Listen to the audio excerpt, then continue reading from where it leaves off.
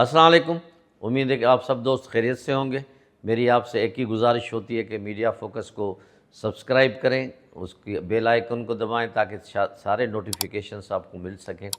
اور اگر اچھا لگے تو اس کو لائک کریں، اپنے دوستوں میں شیئر کریں، یہی میری کامیابی ہے۔ گزشتہ 48 گھنٹے میں تھوڑی سی چینج حکومت اور پی ٹی آئی کے درمیان آئی ہے، مثبت چینج۔ جب سے سہیل آفریدی صاحب کی پرائم منسٹر شہباز شریف سے ملاقات ہوئی ہے، اس کے بعد بشریٰ بی بی کے جو ریلیٹیوز ہیں، ان کی بھتیجی ہے، ان کی چھوٹی بہن ہے یا ان کی بھابھی ہے، ان سے ان کی ملاقات کرائی گئی، اور انہوں نے بھی آ کے باہر بیان دیا کہ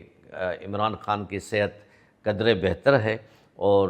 اس کی آنکھ کا خود ہی ایک پرابلم تھا، اور اس کے بعد انہوں نے ان سے بات کی جیل انتظامیہ سے۔ انہوں نے پھر ایک ڈاکٹر، لوکل ڈاکٹر سے بات کی، انہوں نے کہا کہ یہ بس میرے بس کی بات نہیں ہے۔ پھر پمس کے ڈاکٹرز آئے، انہوں نے چیک اپ کیا، اور انہوں نے باقاعدہ انہوں نے یہ بات کی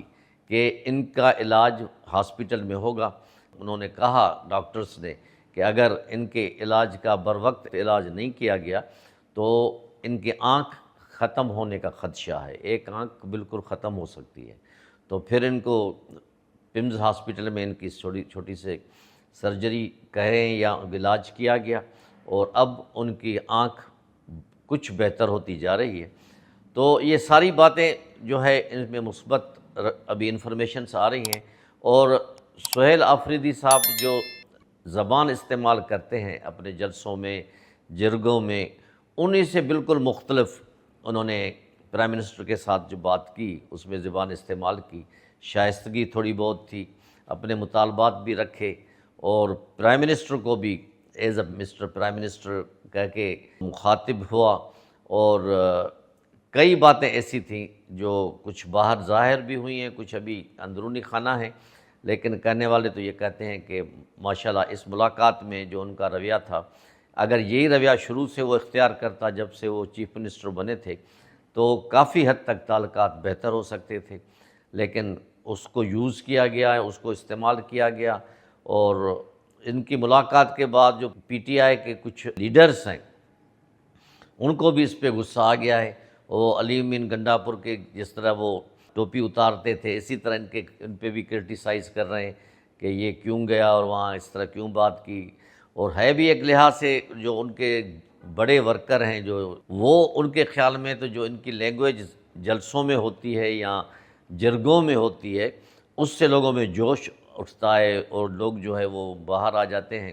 اور لیکن وہاں یہ ڈیفینسو پوزیشن میں تھے مذاکرات میں پرائم منسٹر کے ساتھ، اور اس کا دوسرا مثال اس کا اثر جو ہے وہ اس پہ بھی پڑے گا کہ 8 تاریخ کو ان لوگوں نے پہیا جام کی اور ان کے ہڑتال کی کال دی ہوئی ہے پی ٹی آئی نے، لیکن بظاہر تو وہ کامیاب ہوتی نظر نہیں آتی، کیونکہ پنجاب میں اور خاص کر کے لاہور میں بسنت کا جشن چل رہا ہے، اور لوگ 25 سال کے بعد بسنت منا رہے ہیں، تو ان کی اپنی ایک ٹور ہے، ینگ جنریشن نے اس کو دیکھا نہیں تھا، اب وہ خود دیکھیں گے، وہی پتنگ اڑانے کا شوق، بسنت کا شوق ہے۔ دوسرا ان کی کوئی پلاننگ بھی نہیں ہے کہ کہاں سے نکلیں گے، کیا ہوگا کیا نہیں ہوگا، تو 2-3 دھڑے ہو کے بات کر رہے تھے۔ تو یہ بھی بظاہر جو نظر آ رہا ہے کہ ابھی باقی 2-3 دن ہیں کہ 8 تاریخ کا ان کا جو ایجیٹیشن ہے یا جو احتجاج ہے وہ بھی بظاہر کامیاب ہوتا نظر نہیں آ رہا۔ اور سب سے بڑا انکشاف جو ہے، مشاہد حسین سید نے ہم ٹی وی پہ آسمہ شیرازی صاحبہ جو ہماری ایک سینئر اور ریسپیکٹڈ اینکر پرسن ہے ان کے ساتھ کیا ایک ڈسکشن میں کہ ترکیہ کے جو وزیر اعظم رجب طیب ایردوان جو ہیں وہ انہوں نے آفر کی ہے پاکستان گورنمنٹ کو کہ عمران خان کو ہمارے حوالے کیا جائے تاکہ یہ معاملات آپ لوگوں کے ٹھنڈے ہو جائیں، یہ ہو جائیں۔ بعد میں جب کچھ سینئر صحافی حضرات نے تحقیقات کی یا کچھ لوگوں سے اسٹیبلشمنٹ سے اور فارن آفس سے انہوں نے رابطے کیے تو بظاہر کوئی ایسی بات نظر نہیں آتی جو مشاہد صاحب کہہ رہے ہیں، کہ انہوں نے تو یہ بھی یہاں تک کہا کہ اس ٹاپک پہ کبھی بھی پرائم منسٹر ترکیہ کی پاکستان کے پرائم منسٹر یا کسی آفیشل سے کوئی بات ہی نہیں ہوئی۔ اب یہ ایک قسم کی ایسی جو افواہیں فلر چھوڑے جاتے ہیں جس سے عام آدمی کنفیوز ہو جاتا ہے، خاص کر کے جو پی ٹی آئی کے کارکنان ہیں وہ بڑے اس میں ڈبل مائنڈڈ ہو جاتے ہیں کہ آخر یہ ہو کیا رہا، یہ کس طرح اس قسم کی باتیں ہو رہی ہیں۔ تو رجب طیب اردوغان ایک بہت اچھا لیڈر ہے، پورے مسلم دنیا کی اس میں عزت ہے، لیکن بقول ہمارے کچھ سینئر صحافیوں کے کہ ان کے ہاں وہ بھی اپنی مخالفت برداشت نہیں کرتا، یعنی ان کے پاس جو بھی صحافی ان کے خلاف یا ان کے اپوزیشن لیڈر کوئی بات کرتے ہیں ان کو جیل کا راستہ دکھاتے ہیں، اور وہ جیل ایسے نہیں ہے کہ ہر کوئی آ کے ان سے ملے یا ان رشتہ داروں کو ملنے کی اجازت دی جائے، وکیلوں کو۔ وہاں صرف کہتے ہیں کہ ایک ہی دروازہ ہے جو صرف جانے کا ہے، اور باہر نکلنے کا پھر دروازہ آدمی بھول جائے۔ تو ایسے ملک کے پرائم منسٹر، ہمیں ان کے لیے عزت ہے، لیکن وہ خود جو مخالفت برداشت نہ کر سکے، اس کے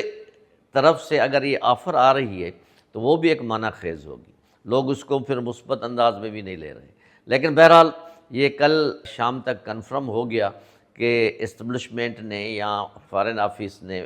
بالکل اس بات کو ڈینائی کیا، تردید کی کہ اس قسم کا کوئی واقعہ نہیں ہے۔ اب ضرورت اس بات کی ہے کہ عمران خان کی جو لیڈرشپ ہے، جو باہر ہے،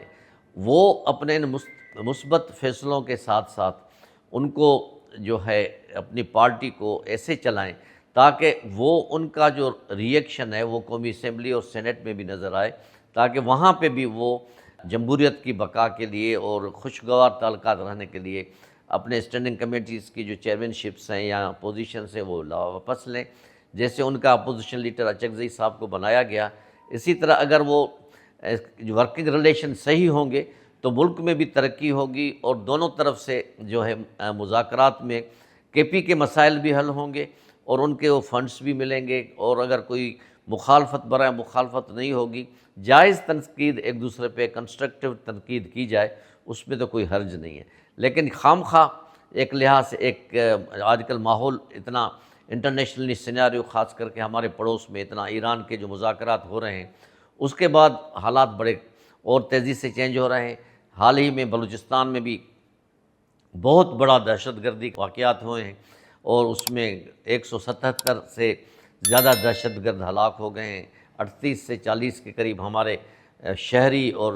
سیکورٹی ایجنسی کے لوگ شہید ہوئے ہیں۔ تو اس صورتحال میں پاکستان کی پوزیشن بہت ہی ایک اس وقت تک صحیح نہیں ہو سکتی جب تک انٹرنل پیس نہیں ہوگا، اور امید تو یہی ہے کہ سہیل آفریدی کی ملاقات کے بعد تھوڑے سے پازیٹیو سائن نظر آ رہے ہیں۔ اگر آگے چل کے جو جمعرات کے دن ابھی کل اگر ان کے وکیلوں کی عمران خان سے ملاقات کرائی جائے اور بہنوں کی ملاقات کرائی جائے تو میں یہ سمجھتا ہوں کہ اس کے بھی اچھے نتائج نکل سکتے ہیں۔